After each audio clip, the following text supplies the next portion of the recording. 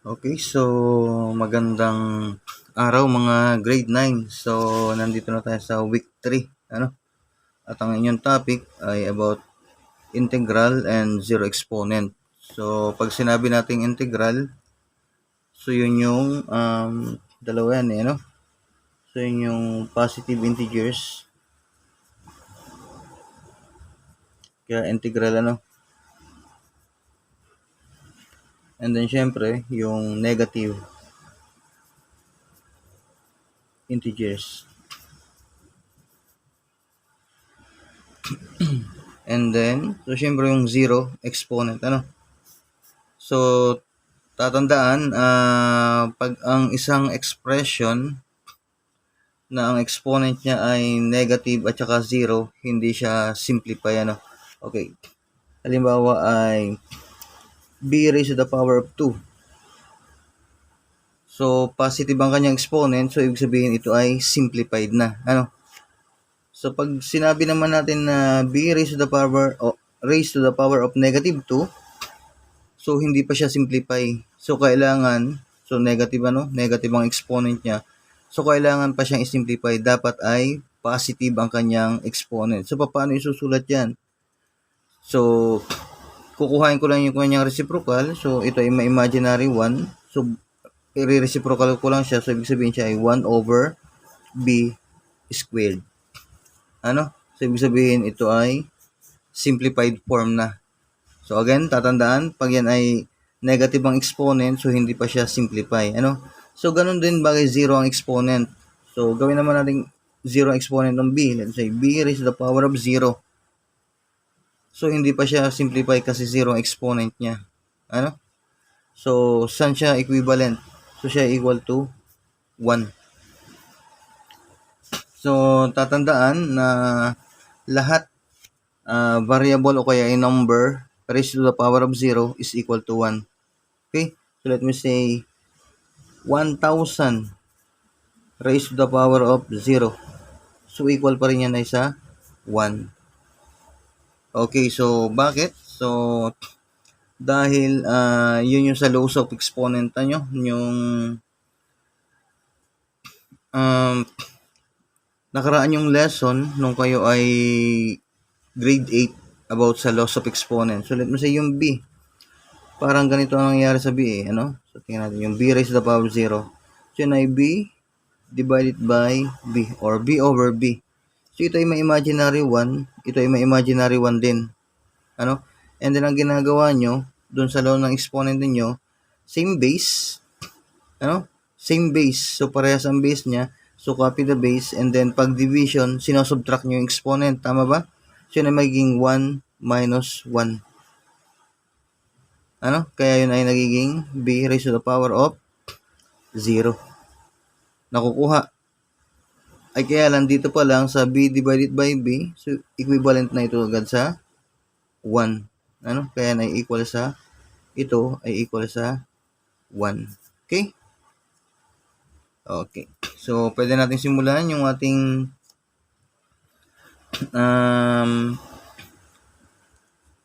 learning task, ano? So, natin yung learning task ninyo. So, learning task number 1. So, ito. Given number 1. So, 10 raised to the power of negative 9. So, may nagtatanong sa akin ng mga bata, Sir, pwede po bagang kopyahin na lang namin yung answer key doon sa likod ng lesson para sa math? So, dinidiscourage ko na, let me say ito, lalagay nila yung sagot, ano? So, mas maganda pa rin yung may solution kayo. Bakit may solution? So, para malaman ninyo kung paano nyo nakuha yung final answer. Ano? So, yan ay ginawa kasi yan ay self-learning module. So, dapat ay hindi lang isasagot nyo yung nasa answer key. So, dapat ay alam nyo rin kung paano nakuha yung sagot. Ano? So, kaya ito ay ginagawa pa rin ni Sir, itong video na ito, para matutunan nyo kung paano nakukuha yung tamang sagot. Okay? So, simulan natin itong number 1. 10 raised to the power of negative 9. So, kagaya ng sinabi ni Sir, Pag negative ang exponent, so hindi pa siya nakasimplify. Ano? So, gamitin natin sir ay ballpen para mas malinaw. Okay? So, siya ay may imaginary 1. So, again, imaginary 1 ito. So, kukuhain ko lang ang reciprocal, ano? So, yan ay equal sa 1 over 10 raised to the power of, magiging positive na yung 9. Kasi binaliktad ko na, ano? So, kinuha ko na ang reciprocal niya. O, inilagay ko lang sa ilalim, ano? Sa denominator. And then, ang sabi ay simplify your answer. So, ibig sabihin, hindi lang natin ilalagay yung expression sa non-negative exponent. Kung hindi, isi-simplify pa natin. Pwede pa siyang masimplify kasi siya ay constant, ano? So, ibig sabihin yan ay 1 over, so 10 ang base natin, and then pag 10 ang base, kung ano yung number ng exponent, kung ilan yung exponent, siya yung bilang ng 0. Ano? So, yun na natutunan nyo na yun. So, ilan yung 0 natin? 9. So, we have 1. So, ito yung 1. And then 0, 9. 1, 2, 3, 4, 5, 6, 7, 8, 9. Okay? And then, tingnan natin. 1, 2, 3. 1, 2, 3. 1, 2, 3. Wow. So, homie, 1 billion. Ano? So, ito ay hundreds, thousand, million. Okay, 1 billion. Ang final answer sa number 1. Okay? Next. Sa number 2, given naman natin 5 times the quantity of x times y, quantity raised to the power of 0. Okay. So, again, ito ay 0 ang exponent. So, isi-simplify natin. Ano? So, kung makikita ninyo, ang naka-raise lamang sa 0 dito ay itong x and y. Ano? So, ibig sabihin, yung 5 ay hindi kasama. So, ang magiging sagot natin dyan, so 5. So, itong quantity na ito, yan ay equal sa 1. Ano? So, any number or any variable raised to the power of 0 is equal to 1. So, itong expression na ito, napisin ni sir, so, itong expression na ito, equivalent lang pala yan sa 1. Ano?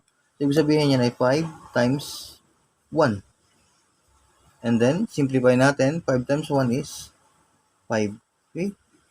So, yung final answer. So, number 1 ay 1 billion. Dito naman, sa number 3. Oh, binaliktad naman, ano? So, kumbaga medyo tricky. Ang base niya ay 0. And then, ang exponent niya ay positive 15. So, simplify na kaya ito? Sir, simplify na yan kasi positive naman yung exponent. So, hindi siya simplify, ano? So, kumbaga medyo binigyan niya lang ng pagka-trick yung para masagutan. So, 0 ang base. So, 0 times 0 times 0, kahit ilang exponent pa yan, ano? Basta ang base ay 0, so yun ay 0. Okay? So, 15 times mong imumultiply yung 0 sa sarili. O, edi para ka nagpagod lang, ano? So, 0 pa rin yun. Okay? So, next.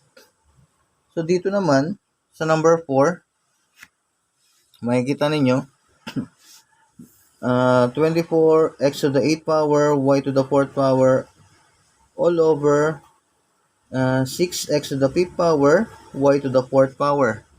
Okay, paano pag-simplify? Constant muna tayo. 24 divided by 6 is 4. Okay? And then, dun sa x naman, so may pansin nyo, x raised to the power of 8, and then ito naman ay x raised to the power of 5. So, alin na mas malaki? Ang mas malaki ay yung nasa taas. Diba? Okay.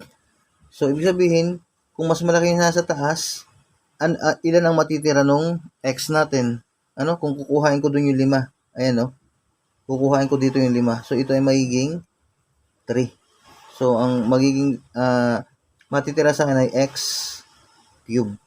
Okay? And then sa y naman, so parehas lang siya. Y to the 4th divided by y to the 4th power. So, 1. Makakancel na lamang siya.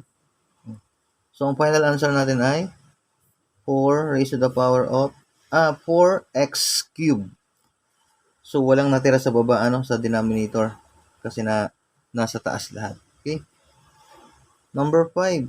Oh, ito.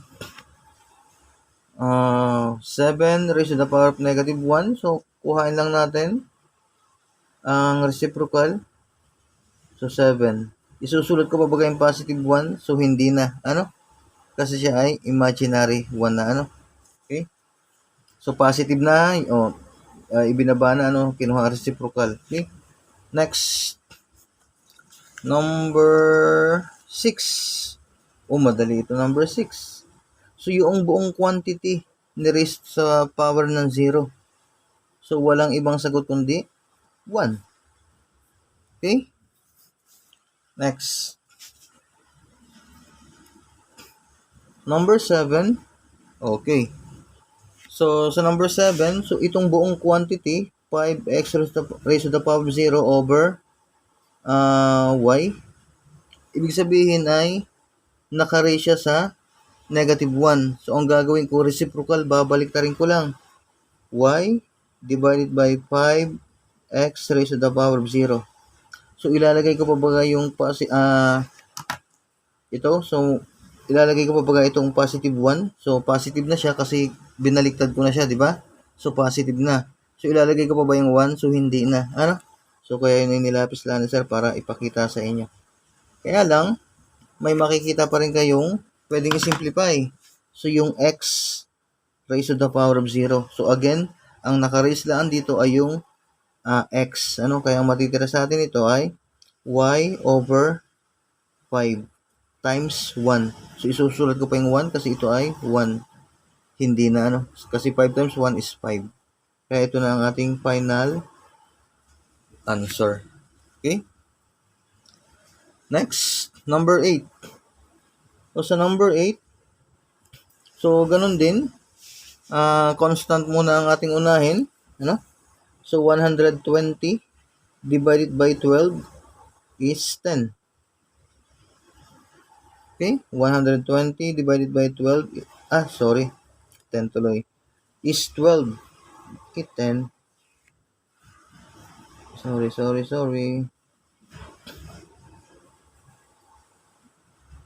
At 10 nga. Asus, ano na tayo? Nawawala na, sir.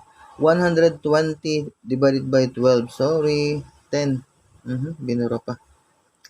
And then, 5. A raised to the power of 5 divided by a raised to the power of negative 2.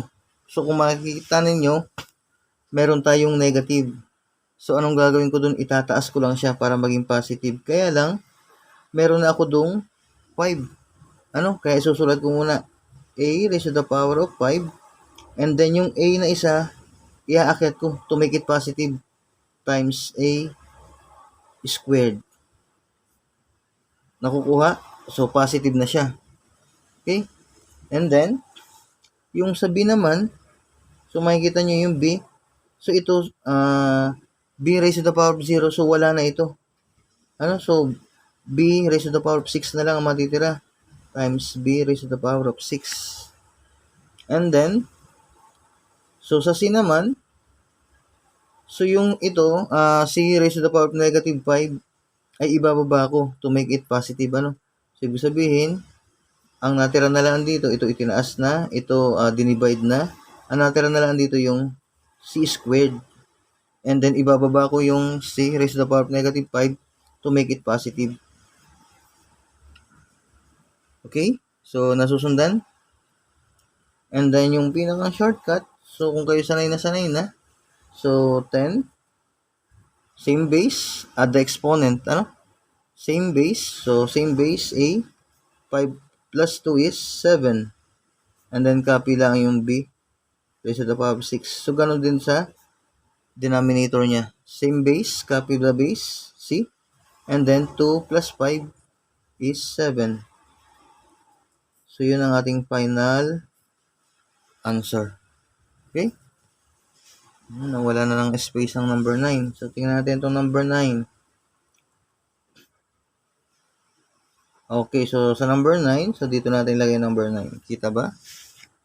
So, itong quantity 4x raised to the power of 0 ay wala na, 1 na lang ito. So, wala na yan. 1 na yan. So, ito, negative exponent. So, ibababa ko. So, ibig sabihin, pag ibaba ko ito, matitira dito ay 1 na lang sa taas. And then, itong expression na ito ay wala na rin. Di ba? Kasi raised to the power of 0. So, ibig sabihin, ang natira ko sa taas, kung ibababa ko itong dalawang negative ang exponent, ay wala. Walang matitira kundi 1. Ayan, kasi magkakaroon siya ng imaginary 1 doon. Kaya lang hindi na siya maging imaginary dahil wala siyang kasama, kaya ilalagay natin. So, ibababa ko ito, y raised to the power of 5, and then z raised to the power of positive 2. Okay, so pwede pong masimplify, so hindi na. Okay, next, number 10. So, sa number 10, ayun, negative mag-exponent, reciprocal lang natin, So, 10, and then, 5xy raised to the power of 0. And then, raised to the power of positive 2 na. So, binaliktad ko lang, to make it positive yung kanyang exponent. Okay? So, buhat dito, so, itong expression na ito ay 1 na lang ito. Kasi, raised to the power of 0, so ito ay 1 na lang. Okay. So, ibig sabihin, 10 divided by 1, so yun ay 10. And then, yung squared natin sa labas. Final answer, 10 squared is 100. Okay. So, madali lang. Okay. So, yun yung number 9. So, meron pa tayong, number 10 pala yun, number 11. Okay. So, sa number 11, so, ganun pa rin. Negative ang kanyang exponent. So, baliktarin lang natin. So, yan ay 9 over AB. And then, ilalagay ko pa ba itong, so, magiging positive 1 na, di ba? Kasi binaliktad ko na siya. So, ilalagay ko pa yung positive 1. So, hindi na, So, kaya nilapis lang yun siya. So, para ipakita din ulit sa inyo.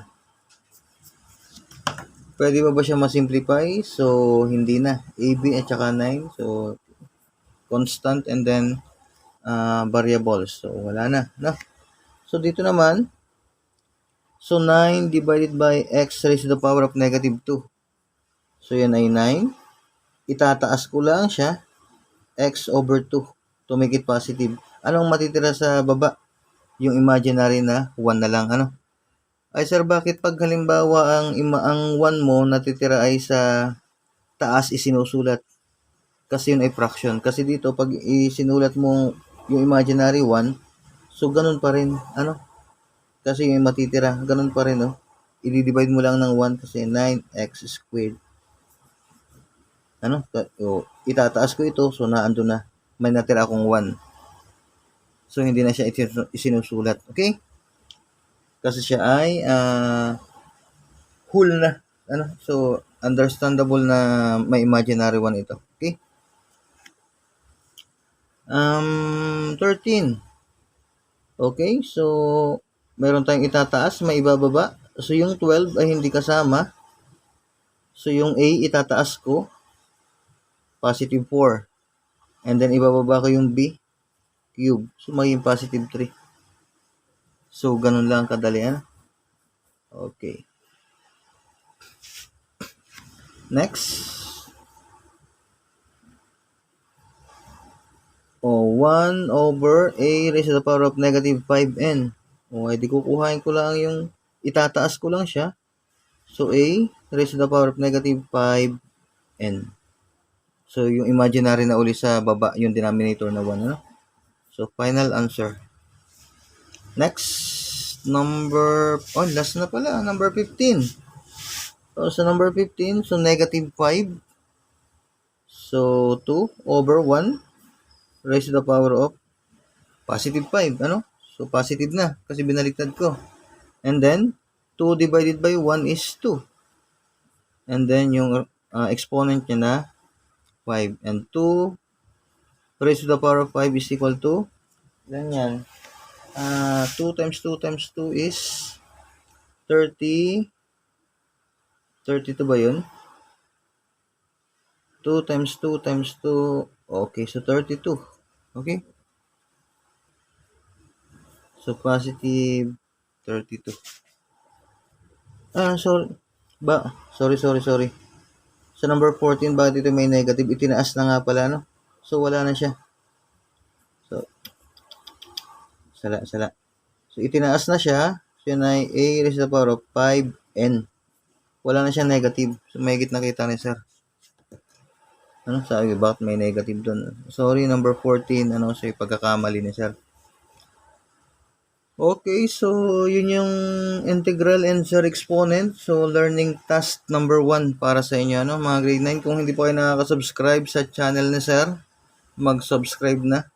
So, tapusin natin to hanggang 4th quarter itong pagbibideo lesson ni sir, Okay, bye-bye. Thank you.